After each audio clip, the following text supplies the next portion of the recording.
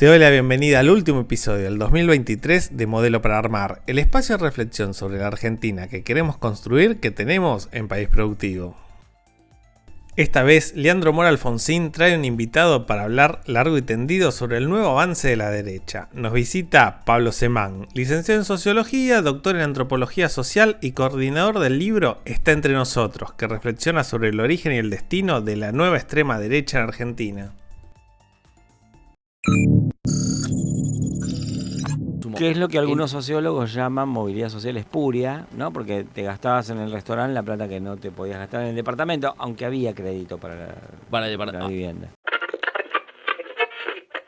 Que el triunfo de 2007 fue muy satisfactorio, o mejor dicho, fue pleno a la vista de la oposición, pero a la vista de Néstor Kirchner, ese triunfo de 2007 fue relativamente exiguo. Yo creo que Néstor se debe haber levantado diciendo, bueno, sacamos 47%, no estamos tan bien. Las retenciones, digamos, en el imaginario kirchnerista siempre forman una pieza que es: gano elecciones, pongo retenciones, hago mejores políticas públicas, vuelvo a ganar las elecciones, hago retenciones más altas, vuelvo a hacer políticas públicas, y eso, digamos, en el límite llega a ser retenciones del 80%, que ni Stalin hizo esas retenciones. Todo lo que en el siglo XX se dejaba encuadrar, o sea, ustedes son los trabajadores, ustedes son los empresarios, ahora todo el mundo tiene su particularidad y nadie quiere ser parte de nada general.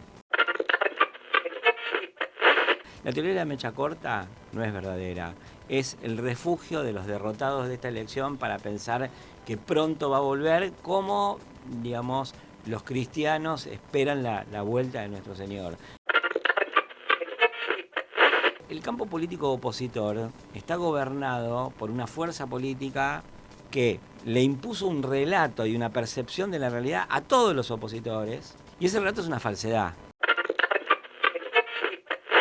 Hablaban de la patria hacia el otro y no dan ni las gracias, ¿no? Esa gente no puede dirigir más nada o no tiene que dirigir más nada.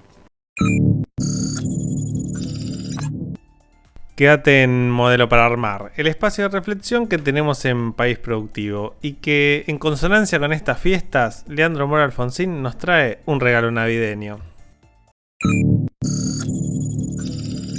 Mi regalo navideño es traerles a el intelectual, es un insulto intelectual, me va a putear si digo intelectual, al ser pensante del momento en la Argentina, porque él ha escrito un libro, uno de los libros hoy mejor vendidos, y que seguramente va a estar en los árboles de Navidad de muchas personas esta noche, que se llama Está entre nosotros. Es una compilación, él coordina una compilación de explicaciones diversas acerca del fenómeno en el que estamos hoy. Cómo surgió la nueva derecha en Argentina, cómo es el capítulo de la nueva derecha en Argentina, si se parece a otros países, cómo sigue eso, cómo puede seguir dialogando con la sociedad.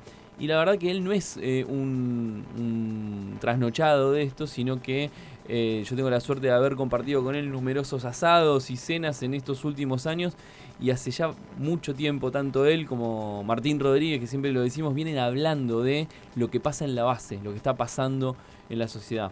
Sin más preámbulo, lo voy a presentar. Él es antropólogo, sociólogo, investigador del CONICET, docente en la Universidad de San Martín, como les decía, autor del libro Está entre nosotros, de Editorial Siglo XXI. Nos acompaña Pablo Semán. Pablo, bienvenido. Muchas gracias por la presentación y por la invitación. Un placer que estés acá. La verdad que es nuestro, como decíamos, nuestro regalito navideño. Bueno, esperemos ahora a ver qué dicen los oyentes. ¿Viste? Como cuando te regalan unas medias. No, pero yo te propongo que esto lo charlemos en dos partes. Hoy vamos a hacer tal vez un modelo para armar un poquitito más largo, aprovechando que es 24 de diciembre hoy y la gente no quiere escuchar noticias, la última noticia, sino que capaz que se sienta a ver o los goles de la Vecchia o escucharte a vos en este momento. Con lo cual me gustaría que laburemos una charla en dos partes.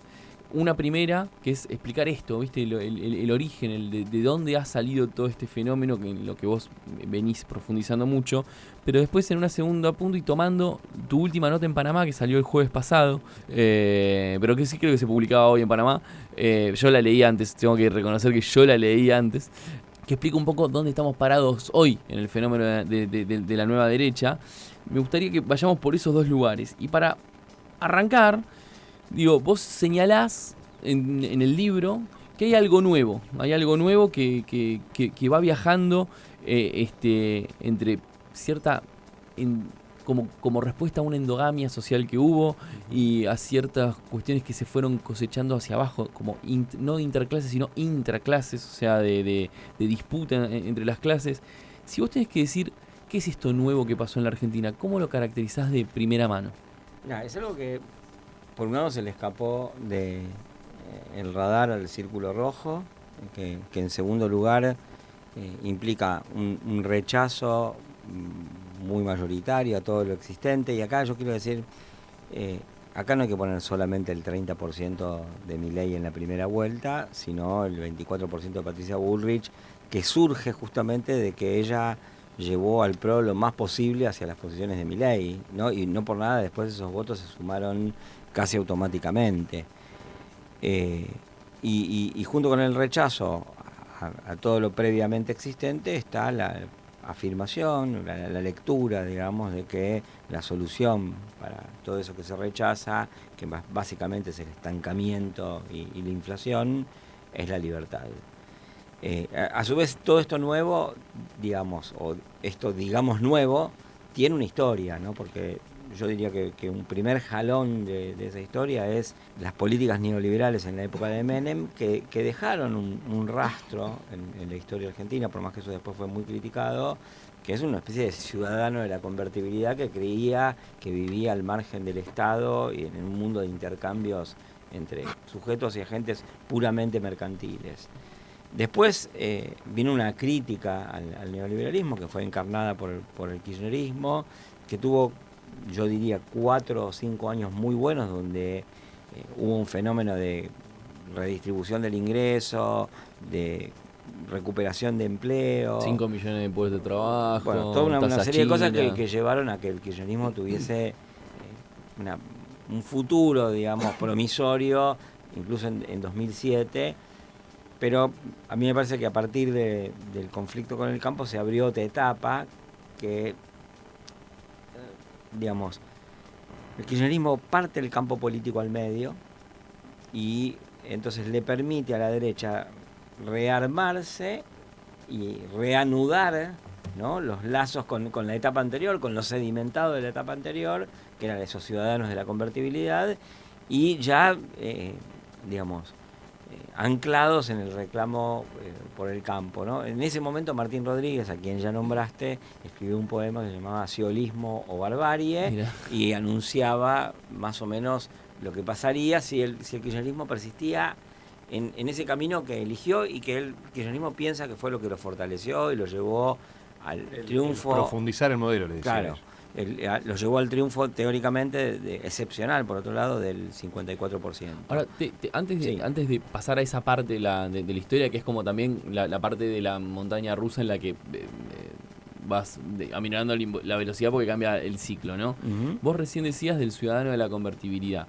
Y ahí hay como, digamos, una especie de contrato social que trocó, ¿no? O sea, de mi abuelo de ascenso de clase a acceso al consumo. Era muy popular en los 90, vos tenías desocupación, pobreza, pero accedías a una variedad de consumo. Que es lo que algunos sociólogos llaman movilidad social espuria, ¿no? Porque te gastabas en el restaurante la plata que no te podías gastar en el departamento, aunque había crédito para la vivienda. Ahora, cuando vos hablás de esta primera etapa del kirchnerismo, si bien hubo una recuperación notable en muchas variables, ese contrato social se mantuvo. Es como, digamos, seguías con acceso al consumo, 2 aires acondicionados en tu casa, el segundo lavarropa, ese como ampliación de consumo sin necesariamente avanzar o digamos o cambiar de rol de clase, o se veía menos, o ¿cómo yo creo que ahí en el conflicto con el campo había una discusión sobre el modelo productivo, ¿no?, que estaba abierta en ese momento y se cerró en función de una necesidad, de una lectura que implicaba o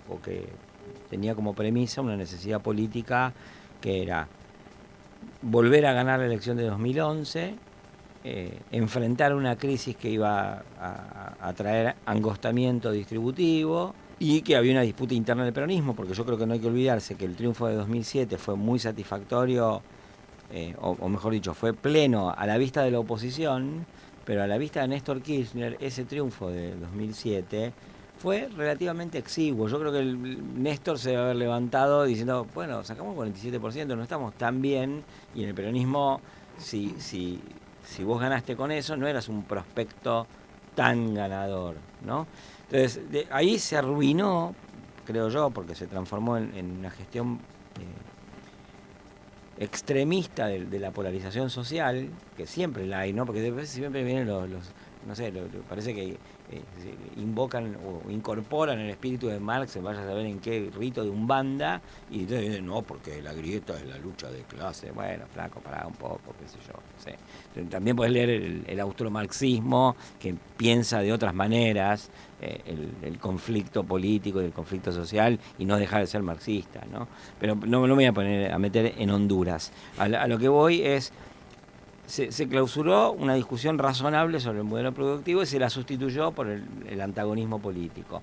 Eso, en 2011, reemerge con el triunfo excepcional del 54%, que le hace pensar a los cristinistas que tienen comprada la inmortalidad, cosa que se cae al muy poco tiempo, primero con lo de 11, que yo, les quiero decir, es uno de los silencios más atronadores que presencié en mi vida, junto con el de la muerte del general Perón, la expulsión de Maradona y la noche posterior a Cromañón, la expulsión de Maradona en el Mundial 94. Y en 2012, todas esas tensiones de vieja data y de nueva data que se mezclan con el cepo, con la inflación, con la mentira de los números de la inflación, eclosionan en una manifestación multitudinaria que fue de las más grandes de la historia política argentina, de las menos recordadas, porque no sé, digamos, desde la derecha no le hacen culto a eso, y desde el kirchnerismo y el peronismo y los nacionales populares nunca quisieron enterarse que eso sucedió, pero eso sucedió, y ahí uno podía ver distintas formas del reclamo de libertad, que no me mientan con la inflación, que pueda comprar dólares, que pueda producir sin exacciones que a ellos les parecían confiscatorias, y tal vez también porque las retenciones, digamos, en el imaginario kirchnerista siempre forman una pieza que es: gano elecciones, pongo retenciones, hago mejores políticas públicas, vuelvo a ganar las elecciones, hago retenciones más altas, vuelvo a hacer políticas públicas, y eso, digamos, en el límite llega a ser retenciones del 80%, que ni Stalin hizo esas retenciones, ¿no? O sea, la colectivización del campo era más generosa que eso. Entonces, el efecto de... Estoy exagerando, señores oyentes, por favor. No, pero para ponerlo en número, por ejemplo, cuando comparamos 2008 con este año. En 2008 vos tenías un tipo de cambio de 4 pesos, tenías precios internacionales muy altos, y la retención venía a, sí, ir sobre una rentabilidad, pero que todavía estaba arriba de la línea de flotación. Hoy, con cepo, 200, este año, ahora saquemos estas últimas semanas, digo, con 200 mangos de brecha, vos cobrás a un dólar de 300 mangos, pero el dólar está a 600, 700, y a eso encima le restás retenciones, con lo cual tu dólar es de 230, de 220, podés hablar de cualquier cosa menos de que cierto productor agropecuario tiene rentabilidad. Claro. Y aún así persiste el discurso de claro. No, te tengo que poner retención porque la estás levantando en pala. Clausurada la discusión del modelo productivo, emergió la de la polarización política, y eso, digamos, eclosiona, decía en 2012. Yo ahí escribí que emergía el Frente Amplio de la Libertad como alternativa al kirchnerismo y que se iba a agrupar en contra. Es más, pensaba que eso era, la situación era la de, el kirchnerismo era de un galtierismo de izquierda, bravuconeando con que vengan y presentaremos batalla. Hagan un partido y ganen elecciones. Claro, para que los derroten. Tiene una primera derrota, una primera expresión de victoria política de la derecha en el triunfo de Macri en el 2015.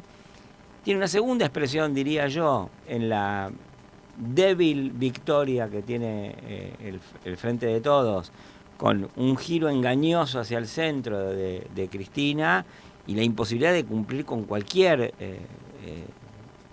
posibilidad de mejora, que eso también se debe a que el Frente de Todos fue una fuerza política desastrosa, que era un pacto de mala fe, pero mezclado con un vodevil, ¿no? con una comedia de enredos, donde digamos, en cada cuadro se estaban cuerneando uno con el otro, Y entonces, esa fuerza política que llega débil al poder, con muchísimos problemas y que tiene que enfrentar la pandemia, además se autodebilita en enfrentamientos fratricidas. Y después viene la pandemia. Y la pandemia anuda todo lo anterior y lo proyecta al futuro. Toda esa relación de fuerza simbólica en contra del Estado que ya se venía gestando desde los ciudadanos de la convertirá, del conflicto en el campo, desde el 2012 y desde el 2015, se condensa ahí, se relanza hacia el futuro.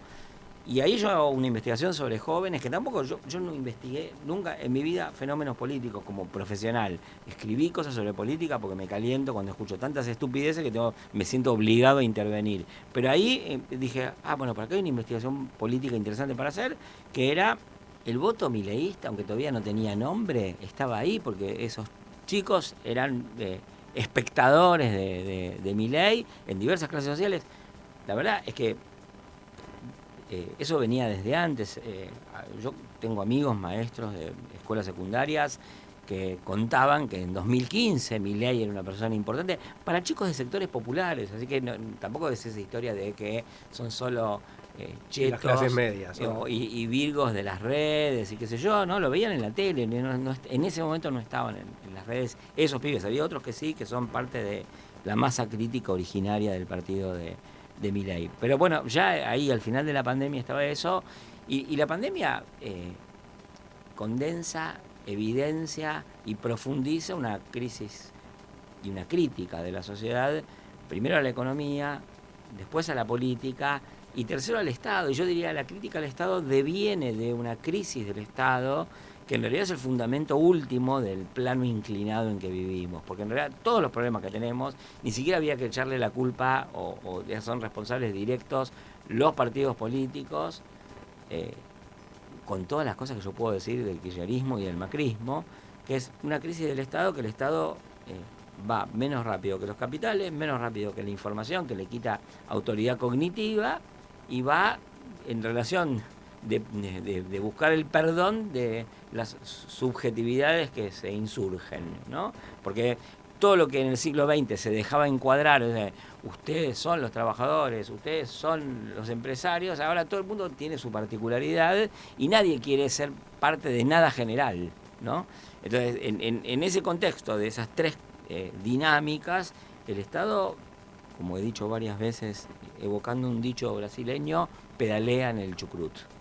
Entonces, a Milei lo tenemos que entender como una circunstancia que pudo recoger sobre eso que estaban haciendo, o hay algo también en su figura o en su impronta que va más allá de poder coincidir con la época. Ahí hay un caudal, ¿no?, sobre el cual progresivamente Milei fue incidiendo y lo fue vertebrando, ¿no? Pero yo creo que primero fue el cambio social, ¿no?, societal. Desde muy temprano en esa transformación interviene Milei, Expert, otros economistas y otros propagandistas, ¿no?, que le van dando forma a ese caudal, y Milei es el último en la fila que recoge y toma ese caudal y lo petrifica en la historia. Y además, yo diría, Milei se concibe a sí mismo como de derecha. Muchos de los que lo votaron no se conciben como de derecha, otros sí, porque el kirchnerismo, que es el agente de su fracaso, se concibe a sí mismo como de izquierda, se presenta como de izquierda. Entonces dicen, si esto que son los agentes del fracaso son la izquierda, yo entonces quiero ser la derecha. Pero ahora que Milei es presidente, que se reconoce a sí mismo como de derecha, intentará darle una identidad política en términos de esos ejes al conjunto de su electorado, que hay que ver qué es lo que va a retener del conjunto de su electorado, si va a poder consolidar o no un liderazgo. Él hasta ahora es un líder electoral y subió a la cúspide. De ahí en adelante, para los políticos en Argentina, en general, todo ha sido declinio, porque incluso está el imaginario, ¿no?, desde hace 4 mandatos que se viene diciendo, cada vez que asume uno, dice, no, este se queda 8 años. O viene por el bronce, claro, esa frase. Y ninguno se queda 8 años, ¿no? Entonces, yo creo que Milei, digamos, me parece a mí que podría pasarle lo mismo, y en todo caso, si no declina en 4, declinará en 8. Esta semana fue una semana complicadísima, donde cada día de gobierno son como 1000 días de campaña. Ahí vamos a ir a eso y te voy a dejar una pregunta para dentro de un rato, que es, vos recién decías, no necesariamente los votantes de Milei son de derecha, pese a que Milei se identifica de derecha. Entonces la pregunta que te voy a dejar para en un ratito: ¿cuán identificados se pueden sentir con un programa absolutamente de derecha? Modelo para Armar surgió como un espacio para profundizar los conocimientos sobre nuestra estructura productiva. ¿Qué producimos? ¿Cómo lo hacemos? ¿Quiénes son los protagonistas? ¿Qué hacemos en la Argentina? ¿Qué cosas podríamos hacer y no estamos haciendo? Y en muchos capítulos nos metimos de cabeza y con los dos pies adentro de esos temas. Sin embargo, por el vicio economista, defecto de la profesión, a lo largo del año también tratamos los grandes temas que afectan a la industria y que son parte del discurso y la discusión pública. La estabilización económica, condición necesaria para cualquier política industrial. La posibilidad de dolarización, que fue un tema este año. Si es o no una locura. Spoiler alert, sí, es una locura. La inflación y cómo abordarla. Y otros temas que hacen a la discusión permanente de nuestra Argentina. Empresas públicas, algo de sociología y de análisis político. Con lo cual, lo que proponemos para 2024 y lo que te vamos a prometer hacia adelante es seguir profundizando estos temas. Vamos a mantenernos con una mirada productiva, sólida, basada en la industria que queremos, pero también con la guardia alta, indicando las cuestiones que son básicas y que necesitamos para que nuestra industria crezca, de empleo, exporte, se inserte en el mundo y sea una pieza fundamental para el país productivo que queremos. Te dejo con la segunda parte de la entrevista a Pablo Semán. Y estamos con Pablo Semán en este modelo para armar de país productivo. Y recién charlábamos de el raconto histórico, de cómo este siglo llega a este punto donde nace una nueva derecha, el aspecto económico, las redes sociales, el divorcio que hay entre el Estado y la sociedad y los bienes públicos y 11, la pandemia, el rol de la pandemia. Y nos quedó picando, Pablo, el ir a...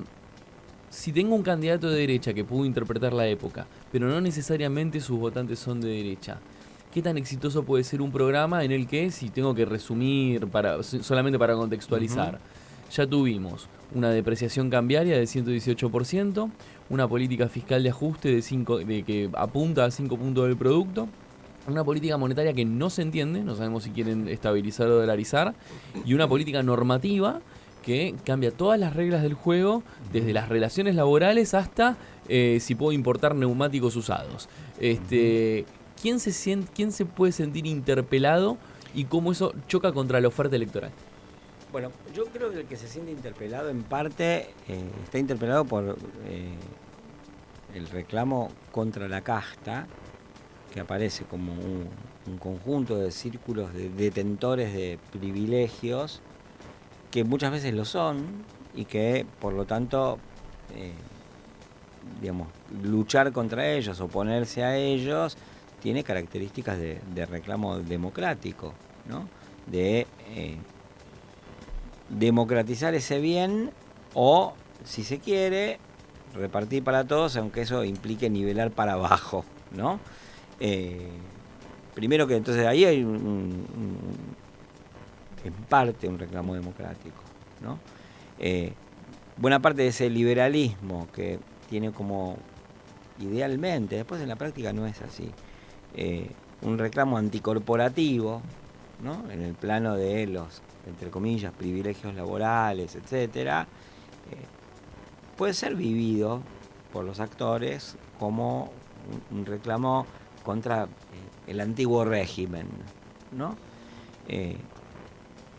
Porque aparte, digamos, lo que ellos sienten, muchos de esos votantes, que vienen de un mundo laboral transformado, que en los últimos 10 años se hipertransformó, son gente que ve que su ritmo de trabajo es diferente, más agudo que el de otros, y eso no les da derecho a más cosas, ¿no? Entonces, ellos pretenden que se reconozca su mérito, que es casi el esfuerzo físico, y que funde una jerarquía de méritos que no es la meritocracia de cuna, ¿no? Entonces ahí creo que hay algo de los nadies que piden ser entendidos en sus términos y que hay algo democrático. Después, claro, eso digamos, se puede captar, capitalizar y orientar hacia una reforma no solamente pro mercado, sino que además que favorece, como siempre, a los zorros dentro del gallinero.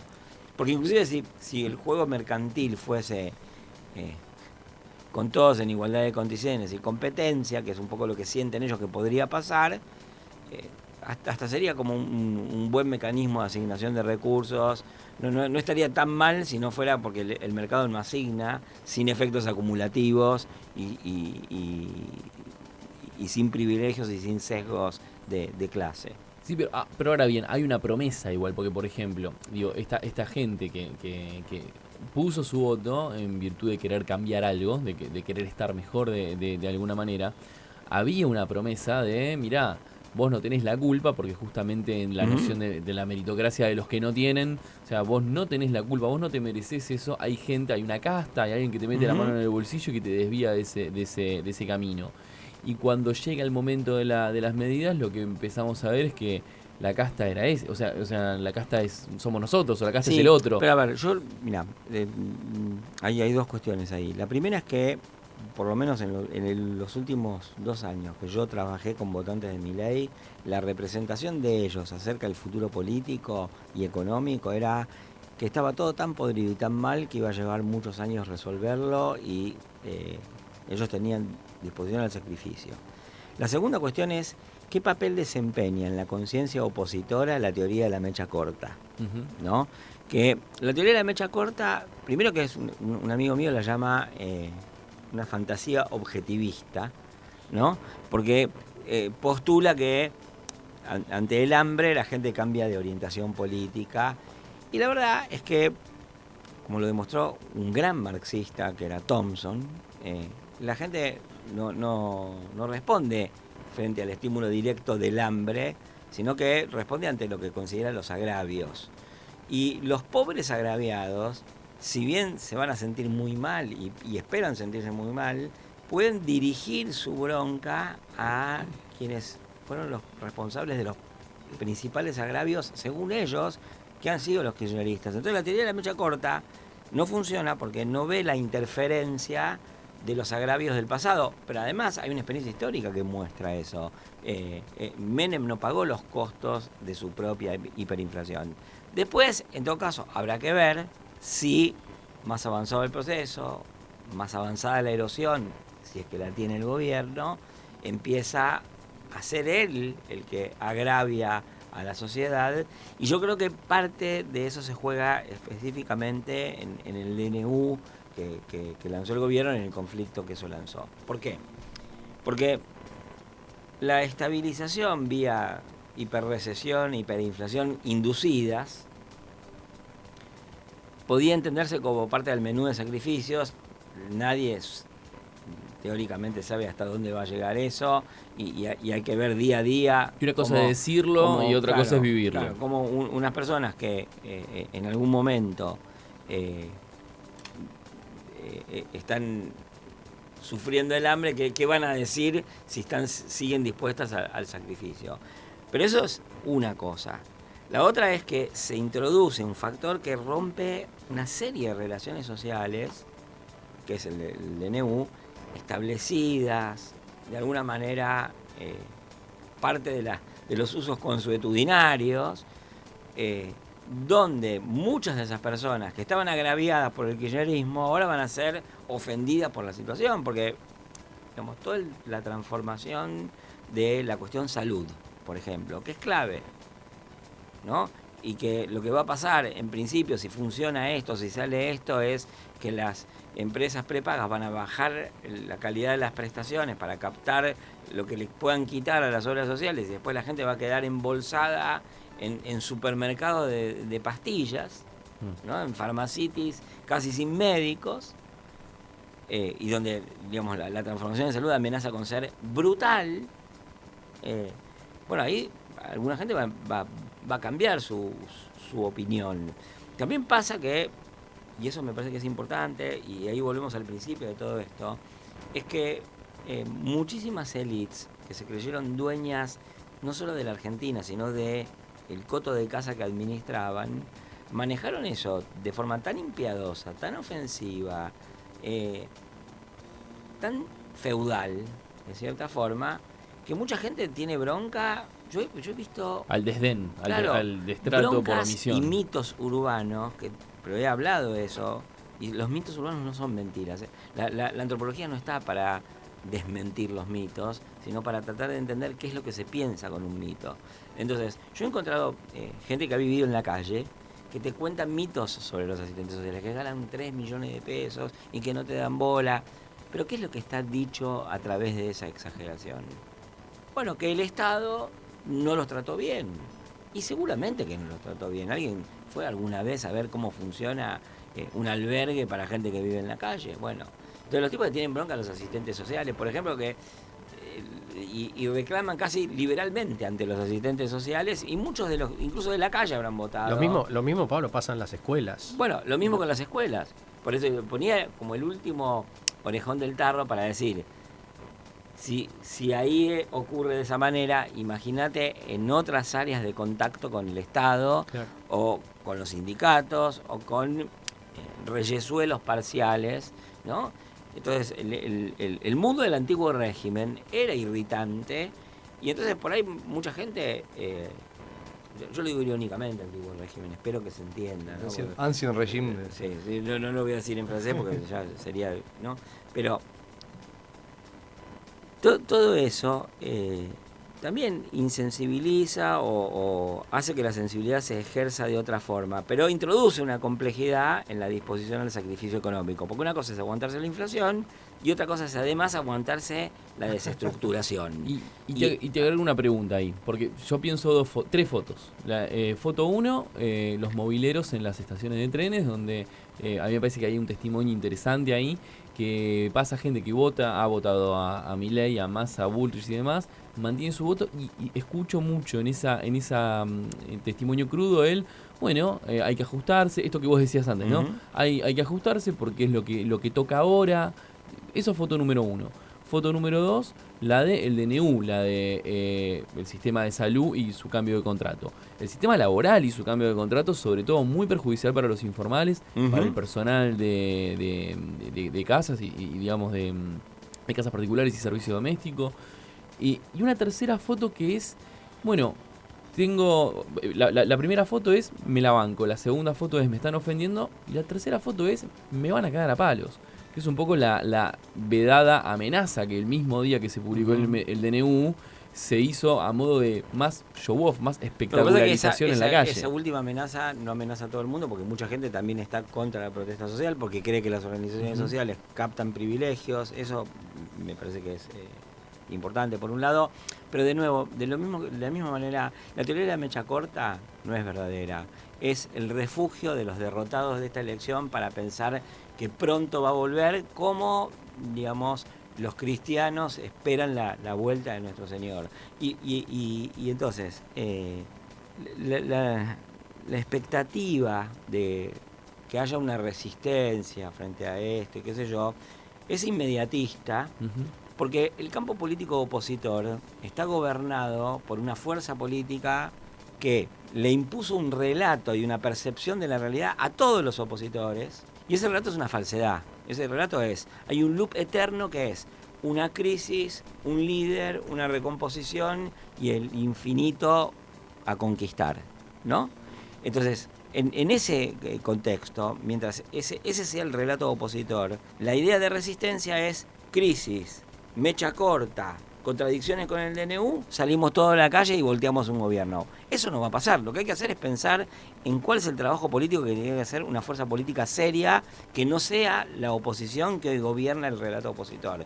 Y para eso lo que hay que hacer es hablar con los ofendidos y empezar desde un radio muy cercano, porque los que odian a la actual oposición están al lado de la actual oposición. Si la oposición no cambia de relato, de repertorio, de jefes, de representaciones y de identidades, va a seguir atrapada en el camino del perro del hortelano, que es la actual jefatura del campo opositor. Y con esa, me parece que con esa reflexión de que programática, que es hacia Sí. adelante. Sí, Y para mí hay una cuestión política, hay un método político que es, hay que discutir con todo el mundo, con todos los que con todos los que la actual oposición ofendió, reagrupar, y bueno, esto no es salir a la calle inmediatamente, por más que en algunas cosas haya que salir a la calle inmediatamente, porque es creer que el fútbol es festejar los goles. Entonces, cualquier chico de 5 años sabe que el fútbol implica entrenamiento. Y acá hay gente que cree que la política es un cumpleaños. Y los jefes opositores que pasaron del cumpleaños al velorio y que se callaron la boca y que dejaron hablaban de la patria hacia el otro y no dan ni las gracias, ¿no? Esa gente no puede dirigir más nada o no tiene que dirigir más nada. Y con esa cuestión programática y con esa crítica, digamos, que también la cultivamos bastante en este espacio, es decir, qué es lo que falló, me parece que es el buen punto como para dejar la reflexión ahí sonando, y agradecerte, Pablo, por acercarte acá, 24 de diciembre, con el pan dulce bajo el brazo, e invitarte también a que esto sigue, ¿no? Esto es una película y creo que en el 2024 vamos a tener oportunidades como para también profundizar dónde estamos parados en esa lógica y si hay o no una mecha corta, así que muchas gracias. Bueno, gracias a ustedes. Hasta acá llegamos con esta primera temporada de Modelo para Armar. Te agradecemos por acompañarnos en este 2023 y te esperamos en el 2024 para construir juntos el segundo año de este espacio de reflexión sobre el futuro del país.